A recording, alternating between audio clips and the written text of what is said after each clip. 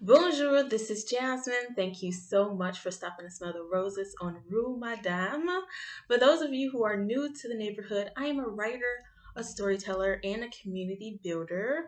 I write about culture, politics, parenthood, and my life here in France. And I'm so excited that I actually got some work done yesterday. The kids are over to their grandparents' house this morning, and I got some stuff posted on Patreon. So check out the latest to my patrons only neighborhood. Check that out. Thank you so much for your support. And again, I've become an author of a children's book. Joelle Confronts the Weather with What's in the Cupboard, available now on blurb.com. So, this video I decided to make on how I feel about living in France and how safe I feel living here. And I'm doing this because recently there was a horrific story that I came across about a man being decapitated by his student. And not only that, this happened in Conflans Saint Honorine, which is not too far from where I am. It's literally a 5 minute drive, 5-10 minute drive from where I live. So it's like, wow, this is in my backyard. And I wanted to talk about that, but also talk about my broader experience living in France, and especially having come here as a single woman with no family or people I really know here. So, first, I'll get it out of the way. Do I feel safe here in France? The answer is yes. Yes, I've been here for 8 years. I wouldn't have stayed if I didn't feel safe. But the bigger question, I would say, do I feel safer here in France compared to the United States? And I had to really think about that. Do I feel safer in France than the United States? And I talk a lot about my different experience in France and the different comparisons between the two countries. I talk about guns. I talk about the experience I've had, like walking the streets here. I had a job going back and forth from downtown Paris, where I used to work, on the train. So, do I feel safer here in France, saying that the laws are pretty different? And surprisingly, the answer is no. I don't feel safer in France. And it's because I feel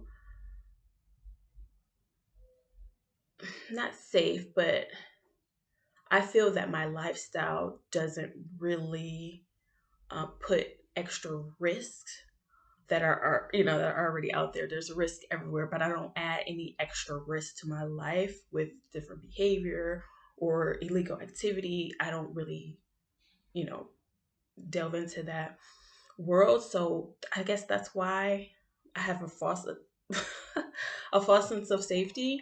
But in general, I feel the same here as I would in the United States. With that being said, I've lived in several cities. I lived in Chicago many years, and I never felt unsafe in Chicago. And I think that's surprising to a lot of people who probably never been there or only hear things about Chicago. And again, like any other city, Chicago has danger. Is very big and has a lot of people, and you have to be careful wherever you are. But me personally, in my personal experience, I never felt unsafe in Chicago. But I always was careful, and I always tried to, again, not add risk to my life. Um, and yeah, so I guess that's it about that. I'm from Detroit, and I don't think I've ever really felt unsafe in Detroit. Surprisingly, I know that even surprising myself, even though I know the danger is there. So I wouldn't be naive to say that it's safe, But me personally, having lived there and having family there and knowing my way around, it would alleviate that uncertainty. But for someone that doesn't know the place, doesn't know the language, doesn't know the ins and outs, what to do, what not to do, the social conditioning of, how you behave in a certain situation, it's different for everybody. So again, this is my experience. And living in Paris or in the Paris region, I am, um, I've had one major incident, I should say, because you always have those crazies on the train or the crazies in the metro station. But there was an incident where I was robbed, and I was robbed in my place of business.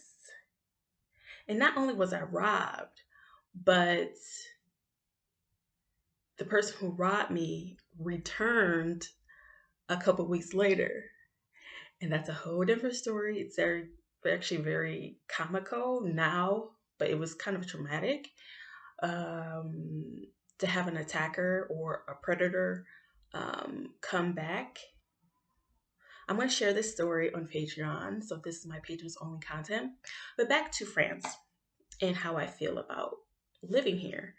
So I don't feel safer here than in the United States, but am I statistically safer? Probably yes. Yes, statistically speaking, I'm probably safer living here in France. The lack of guns, the lack of this type of easy violence, because there's violence everywhere. There's violence in France, don't get me wrong. When I heard about the professor decapitated by his student, there was a knife involved, obviously.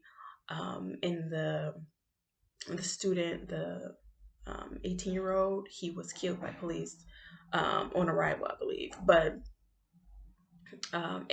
things like that, I don't think about. You know what I mean? But if I was to give another comparison, you have the unfortunate event that happened in my backyard in this city next to mine. But then you have the major headline stories, for example, Breonna Taylor and Ahmaud Arbery and George Floyd, and the list goes on that I've mentioned several times on this channel. These type of situations, honestly, I couldn't or I don't worry about these things, or I've never ever felt unsafe to that point where I'm thinking, it's possible that a bunch of cops can knock on my door and, late at night and kill me. You never think that that's possible in my neighborhood or in my country. Um, but now that I'm an adult and I'm more involved in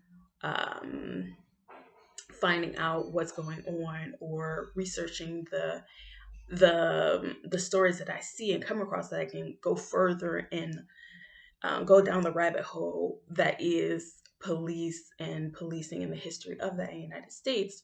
So even though I don't feel unsafe when I go back home, it's become clearer and clearer that these type of incidences um, aren't isolated, and and I'm sure that can happen in France too. But the likelihood of that happening in France is lower, much lower, not impossible, but much, much lower. So even though I feel as safe in both countries, statistically speaking, I am technically safer here, even though I don't really feel the difference, if that makes sense. Um, but I wanted to talk more about the incident that's in my backyard in Conflans, and about the child, the 18-year-old. He happened to be Muslim. And in France, it's a lot like in the United States. Um, white crime and non-white crime is publicized differently. The crime can be heinous and horrific and absolutely outrageous. Um, but when I see it, like I said, I'm becoming more conscious of the messaging also when it comes to what I see and hear around me.